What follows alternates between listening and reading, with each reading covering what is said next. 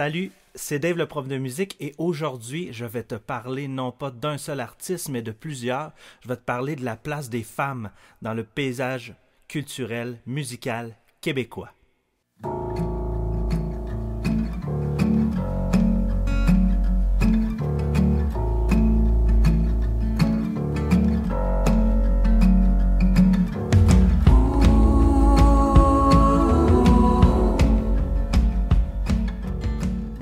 Bon, pourquoi je te parle de femmes? C'est parce que je trouvais que ça manquait de visage féminin dans mes vidéos.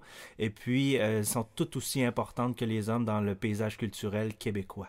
D'abord, je vais te parler un peu de quelques pionnières de la chanson au Québec, entre autres Marie-Michel Desrosiers, qui faisait partie du groupe Beau Dommage, que tes parents ou tes grands-parents connaissent probablement.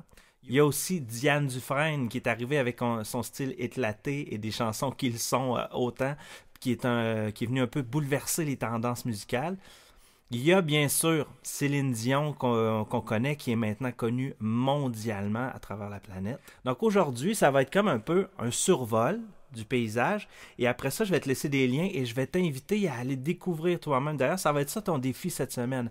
Aller découvrir des femmes qui font partie du paysage culturel, musical québécois. Celles dont je vais te parler pour commencer, ben, ce sont les Sœurs Boulay qu'on connaît bien.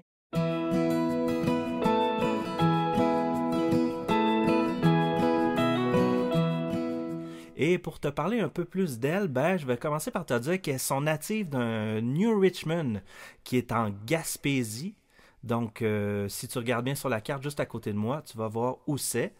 Et ça, c'est deux sœurs, c'est-à-dire Stéphanie et Mélanie Boulay. En 2013, ben, au Gala de la Disque, ils ont été révélation de l'année et album folk de l'année. Parce que oui, ils font de la musique dans un style folk qui flirte parfois avec la pop, mais ce qui fait leur marque de commerce, si on veut, c'est la beauté de leur voix premièrement et la beauté de leur harmonie vocale. Les deux sœurs qui chantent ensemble, c'est magnifique. Ensuite, je prends quelques secondes pour te parler du milieu country au Québec.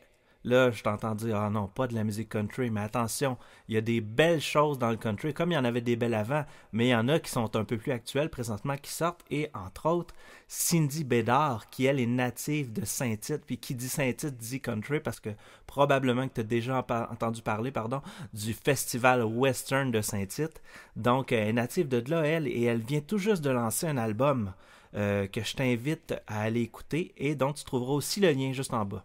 Une autre qui a fait sa marque dans le paysage québécois, ben, c'est Ariane Moffat, qui a fait des études au Cégep de Saint-Laurent, qui est partie en tournée avec Marc Derry, qui était le chanteur du groupe Zébulon, que tes parents ont probablement connu. Et puis ensuite, elle est partie avec Daniel Bélanger comme choriste et claviériste. Et maintenant, ben, son nom est plus à faire vraiment. Elle travaille beaucoup sur la scène musicale québécoise de toutes sortes de façons. Et puis dans un style un peu plus pop, même qui va dans l'électro parfois. Donc je t'invite à aller l'écouter elle aussi. Et là, en rafale, ben, je t'en envoie quelques-unes avec des informations. C'est sûr que ça ne sera pas complet comme information, mais j'espère que ça va susciter chez toi le goût d'aller rechercher des choses sur certaines des artistes que je te présente, puis aussi peut-être que tes parents vont vouloir y aller avec toi et qu'ils vont faire de belles découvertes. Par exemple, je pense à Andréane Amalette, qu'on connaît pour sa chanson Fou.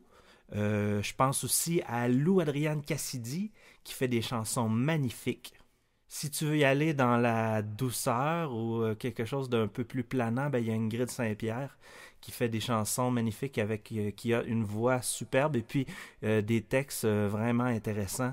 Donc, je t'invite aussi à aller écouter Ingrid Saint-Pierre. C'est vraiment quelque chose à découvrir.